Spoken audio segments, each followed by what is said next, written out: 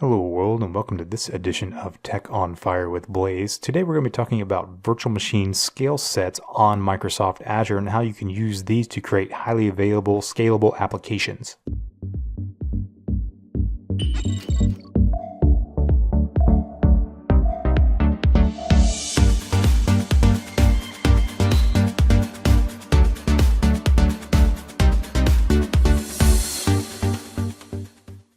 Hi guys, today we're going to be talking about virtual machine scale sets on Microsoft Azure.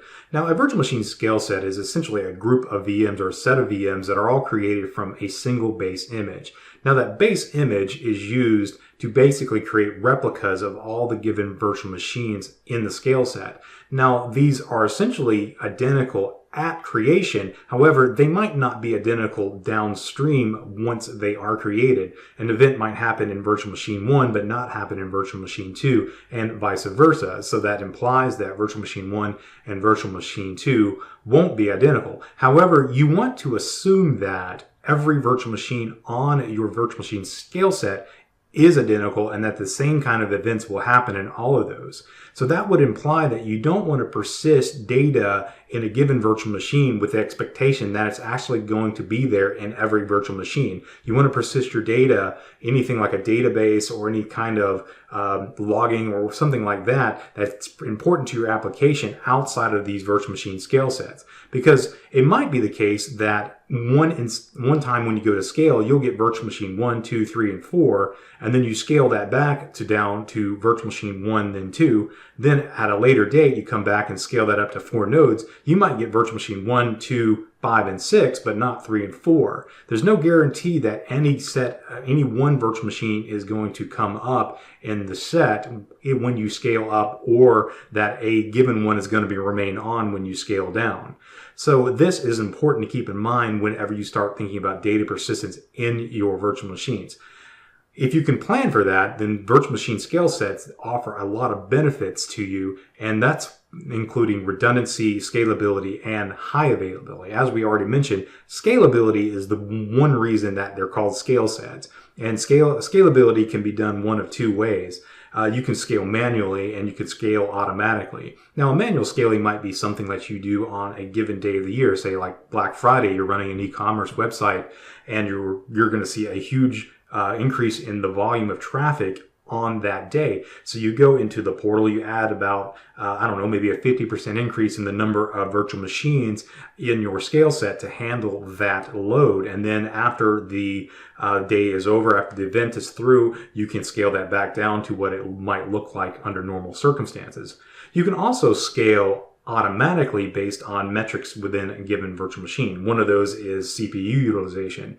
And say you set a threshold of 75%. So whenever the total usage of the available CPUs in your VM scale sets exceeds 75% for a given amount of time, say 5 minutes, then you might want to start adding more virtual machine replicas to that set. And the same thing is true in reverse. Say your baseline utilization is less than 25% for a period of, say, 5 minutes. Then you might want to start removing virtual machines from that replica set. And so what this ends up doing is keeping your consumption, which translates into cost, in line with what you're actually utilizing on Azure. And you don't want to be paying for virtual machines that you're essentially not using just by keeping them up and running. So having the ability to scale either automatically or manually gives you consumption costs in line with what you're actually doing on Azure. Now, when it comes to availability on Azure, Microsoft guarantees a SLA for a single VM around 99.9% of the time. That means in a given year, it'll only go down for a couple of hours. However, adding it into a VM scale set improves that SLA to 99.95% of the time. So you almost get an order of magnitude increase in your SLA just by adding 2 virtual machines to a scale set. And you improve that SLA with each given virtual machine that you add to that given scale set. Because what Microsoft is doing behind the scenes is spreading that workload across data, essentially racks within a given Microsoft data center, so that in the event that you have power failure or network outage in one given rack, it's not going to affect the entire set of virtual machines that are running in your virtual machine scale set. So all of these things come together to improve your availability of your application, so that whenever your user goes to your website, they will get a response back, and it won't be a slow response, and it will be available because the actual hardware is available, as well as the website and the virtual machine running on that hardware.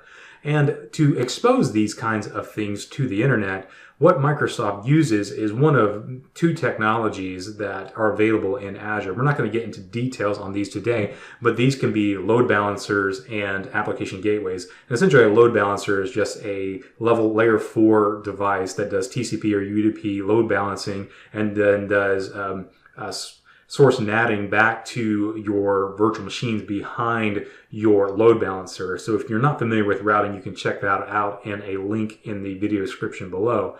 An application gateway is a layer 7 way of routing, and that's HTTP or HTTPS. And it essentially gives you the ability to use URL-based routing to given backends inside of a virtual machine scale set, or inside of a given set of IP addresses that you define in an application gateway.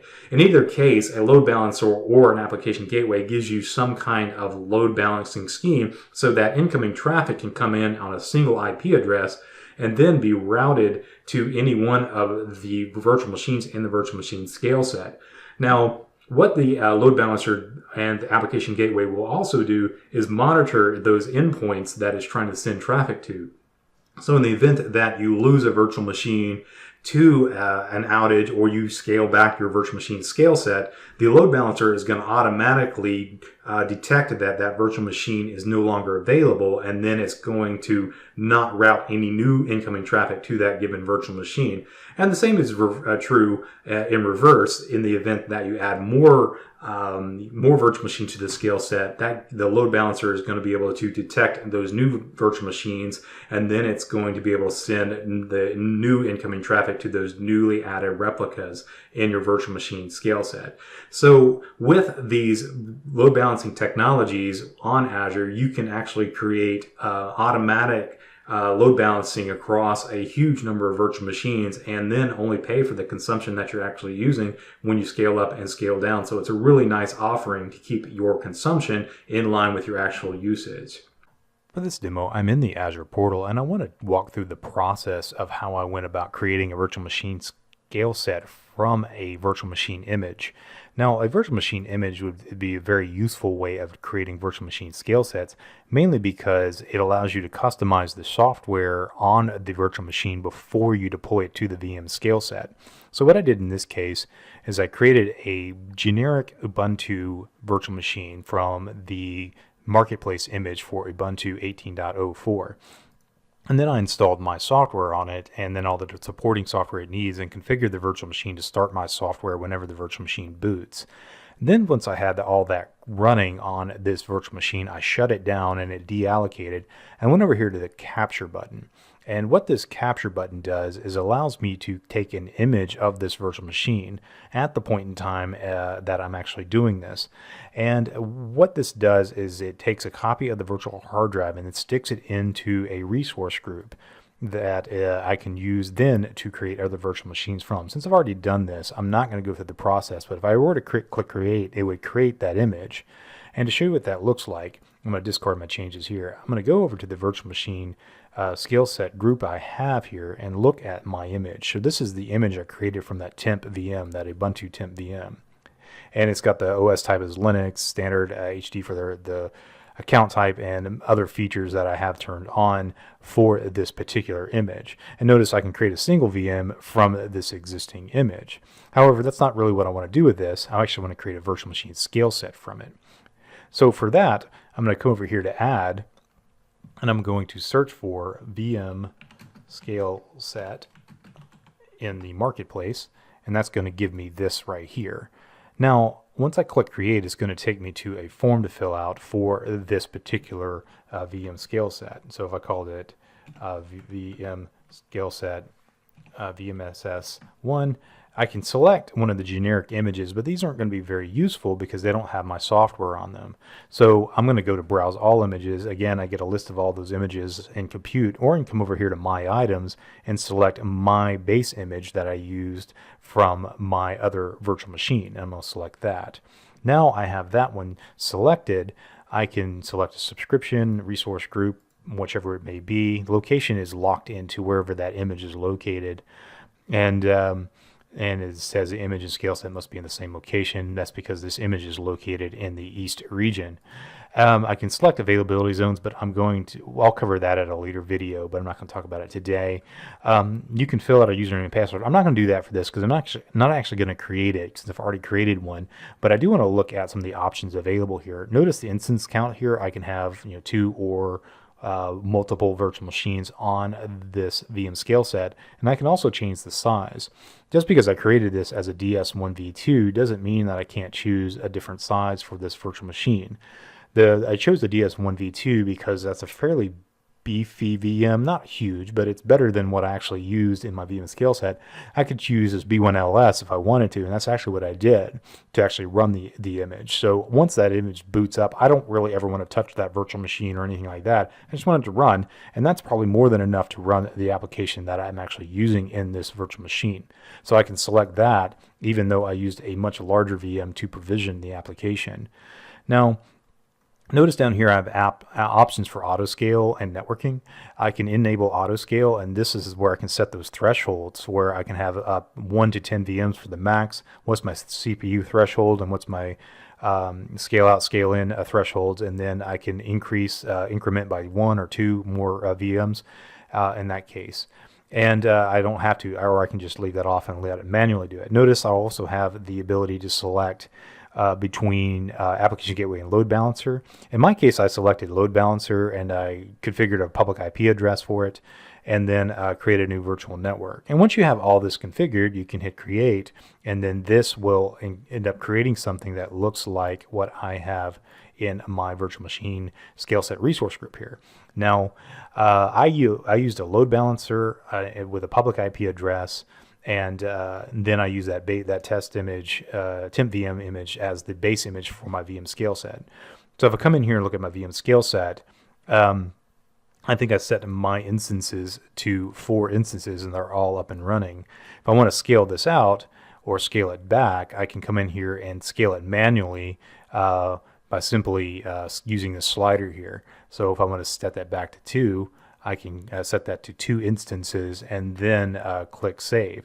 Also, I can enable auto scaling on this, which has those rules that I have defined as in this, with a threshold of 75%, 25%, and a maximum of 10 virtual machines to run this.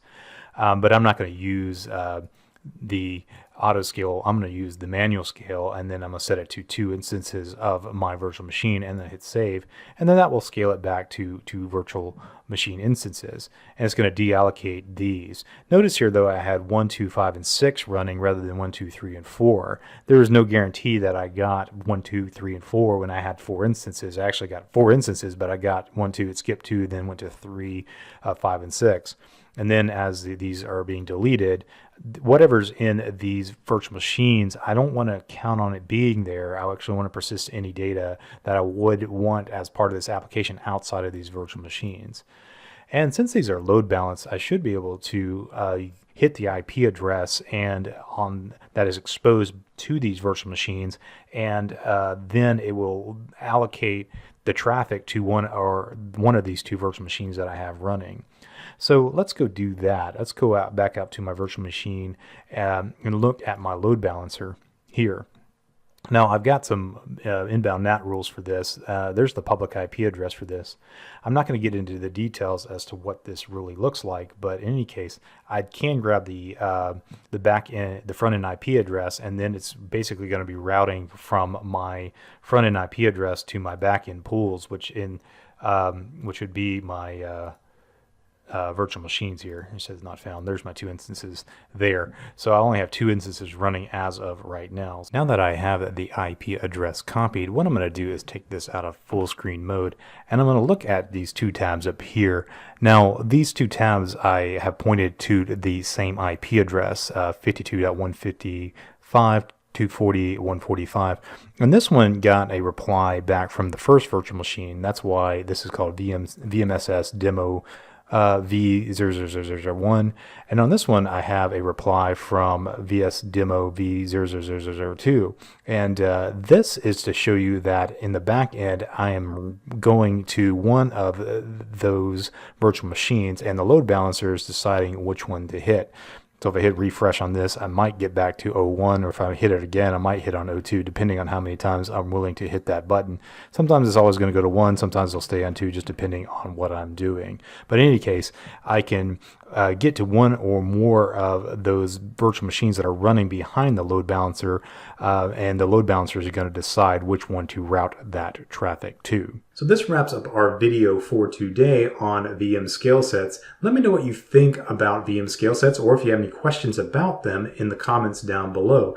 Next time we're going to be looking at availability sets on Azure and how you can use these to create high availability apps. It's a similar technology, but it varies in the details to give you a different kind of high availability on Azure, but the end results are very similar to VM scale sets. So until next time, thanks for watching Tech on Fire with Blaze. If you like this content, please consider visiting us online at www.wintelect.com, and there you can find about services that Wintelect offers, including training and consulting services.